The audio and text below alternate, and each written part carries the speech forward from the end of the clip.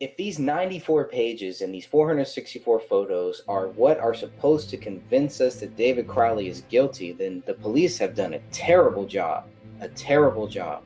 And that's now it's on us. Now it's on the people. It's on the public to ask for more. And we're going to, and let's see what we actually get. Several of the group have filed Freedom of Information requests to see the photos and have been hit with, I think, the couple people that have filed that got the same 464 photos. None show the weapon or the gun. Now, your question to Officer Gummert is, was there additional photos that were not released? And he wrote back with his answer that the number of photos unreleased were in the hundreds. So the pictures of the weapon and the position of the bodies and the pictures of the gruesome bodies were not sent, which is fine. It sounds like the family didn't want those, and maybe they, that would make sense. But a picture of a weapon, the picture of the bullet holes in the wall where David shot at the dog, the other pictures throughout the house that were not shown. Why were there hundreds of photos withheld? Other than sensitivity issues, or if they were gruesome, do you know why there would be hundreds of photos not released, Greg? They must be really gruesome. That's the only thing I can think of.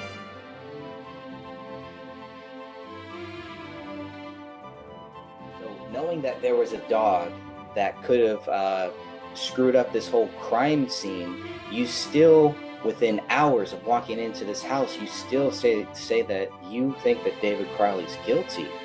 I would really like to know how many cops really walked in that house and knew that day that David Crowley was guilty, or how many might have thought that, well, maybe not, but let's see where the facts take us. So I agree. I think that anyone stepping into that crime scene, whether they were a seasoned veteran law enforcement or an everyday Joe, would take a look at what happened and safely assume that, oh, it looks like the husband went nuts, killed the two people and himself.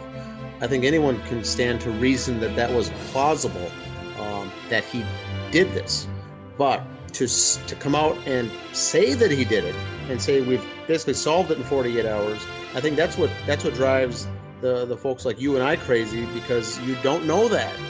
You can say that there's a suspicious deaths in the area. 3 people are dead. We're assuming it's a murder-suicide. We're investigating it as a murder-suicide. But the Apple Valley Police came out and said that there is no alarm for there's no alarm for the public safety. This crime is solved and he did it. And that's where I think that the fine line where you and I come in to say, you can't say that. You can assume, and you're going to go under that assumption as a working theory, but you can't come out and say that it is, and then say, well, we didn't know for sure until it was confirmed to us 7 months later when the BCA finished their conclusion. So then your first 7 months really was a hypothesis, is what we would have been more comfortable if Officer Gummert would have said for 7 months, that was our working hypothesis. And then the BCA concluded their investigation, and by that information, then we concluded that David did this. Still is a hypothesis, but by saying it 48 hours, it really raised suspicions that was something was up, because there's no way you could tell, because nothing made sense from the get-go in this case. No, and that never changed. When did that ever change? They never had a suicide note. They never had any real proof that David was the person who killed his wife and his daughter and himself. So what did they have 7 months later that they didn't have on those first couple days? And it's just like, I don't see anything. I don't see any evidence, and yeah. I'm just baffled by it. I'm really baffled by it.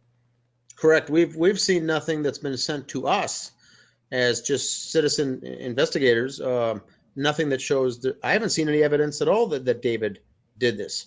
Now, I'm not assuming what happened or what didn't happen, but the point of the fact of the matter is there's been no evidence to prove that he did it. Now, we know that's a reasonable hypothesis, and that law enforcement did make that hypothesis and were using that as their working theory, which is fine to say, I think. But whatever came back from the BCA to Apple Valley Police Department to say that he did it, what is that? That's the question. What made it a slam dunk at that point? We haven't seen it. Apple Valley Police, when they did their final conclusion of the case closing, did not come out and say it's reasons X, Y, and Z that we just found out last week, and now it's the case closed. They just said that everything's done and it's all wrapped up in a nice little bow. So the question that we have is not as what I would call conspiracy theorists. We're not out here questioning what we're questioning what happened because we haven't been given any information as to what did happen. Right, and I really didn't like some of the things that Gummert said in those 21 questions. And one of the biggest things that really it just always gets under my skin. I try not to let anything get under my skin, but this one always does. Whenever they say, that because we're questioning it, that we think that our government killed David Crowley and his family. Okay, people can think that and we can theorize that, but I'm not saying that. I'm not saying, that's any less possible than David Crowley killing himself, but I'm also not going to say that I think right now that the government killed him. But I don't believe that David Crowley killed his wife and killed his daughter and then himself. That doesn't mean that it's not true, and I'm still open to the possibility that is what really happened here. It is highly possible, sure, but it's also highly possible that that's not what happened here. And so it's just like, okay, let's look at where this case has really taken us. And for me, it's just come back full circle. We're right back to day one. What new information after 1 year? What do we really have? All right, welcome, Ross. It's Greg and I. There's three of us here so far. We're doing a public broadcast here, going over the latest in the case. And one of the questions we had, Ross, was I don't know if you heard this or not with the 21 answers from Officer Gummert, is that he did say in his final paragraph, he wrapped up by saying, I know people aren't going to like this, but David Crowley and his family were not killed by the government or agents of the government. Now, why would he say that? I've never said that. Greg's never said that. Yeah, I mean, whether it's the government or not, that doesn't really make a difference for what we're trying to find out, which is, whether or not David Crowley was, committed a suicide or was murdered, Yeah, I think that's a fair question. And Greg, you said it best too. The question here that we're posing with our group is, was there foul play involved, yes or no? Now, yeah, that could fall under the umbrella of a government conspiracy, a black ops, a wet work team. It could have been friends, neighbors. It could have been co-workers from the Gray State Project. That includes a whole realm of things if there's foul play involved.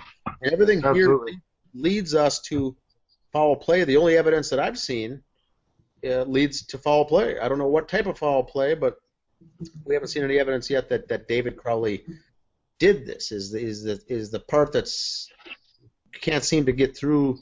So people understand that. I think they think that we're conspiracy theorists thinking that the government did this hit. Now, which it might be certainly true as well, but I've never laid down that line, and neither has Greg to say that we followed that suit. Some people certainly do believe that. Yeah, and I think with good reason, but I think nonetheless. I don't know if the government really needs to put in the work to get that done, and either way, I think they would have benefited from it, you know what I mean? They didn't have to do it themselves to benefit from the outcome. Yep. Is the way I see it. Greg, the other question that came up that I found very interesting is question number 15, was the Department of Homeland Security or the FBI involved, and if so, why or to what capacity? And Officer Gummert wrote back and says, no, they were not contacted and they weren't not involved, which is fine. I believe that he's true and accurate in saying that they weren't involved. The question is, Mason Hendricks told you in confidence that that's the reason this is taking so long is that DHS and FBI have got to sign off on this from the Apple Valley Police in order for them to go for this case to be closed. Now, why on earth would he say something like that That's nothing that could have been just taken out of context. I don't want to say it's an outright lie, but No, right, there's no because truth to that whatsoever. So well, someone, that also, well, that could have been what he was told too. So maybe he was told, and maybe that wasn't true. I don't know. Maybe he was not telling me what the actual truth was too. But he's not the only one who has mentioned DHS and the FBI. Sean Wright also mentioned them too. And so, but here you have the lead detective saying no, they were not involved at all. Now, I think the question is well, if they were involved, would they have to tell us, or would they not? Now, just because Gummert doesn't say that they're involved, maybe it goes higher. Maybe he doesn't know. He's not in contact with everybody who is involved in this case, which seems to be the captain and the chief. So maybe they had some type of contact with DHS or FBI, but basically all that we know now is that Detective Gummert says that they were not involved in this investigation. I think that's a big statement. What about them doing their own independent investigations, completely independent of Apple Valley Police? Then would they even know about it going on if they just show up and do their own research and they don't even tell them? You know what I mean? True. Which I don't think they would admit their involvement either way. Anybody, you know, from a higher level. And Gummert said too. He basically said that they were not contacted and they were not involved. True. Could have qualified that by saying, to my knowledge, they were not. Ross, you had a good point that if they were and he wasn't aware of that, he wouldn't be necessarily lying about it either. Maybe right, exactly. But the fact he that just wouldn't know, like Greg said. Now Mason specifically said that was the reason the whole thing was held up. So if he's not lying, which I'm not saying that he is, he told you what he was told. The question was, or the question is, I think to this day is, if someone told him that's the thing holding it up, who told him then? Where does stuff like this get introduced? If it's fact, when does it starting to get fizzled out? And if it's not fact, who introduces these types of concepts as rumors? And that's more my beef. Not to point out who's lying, but how does this stuff come in? This is clear misinformation and disinformation if it's not in fact true. It's got to originate somewhere. Right. Yeah, definitely.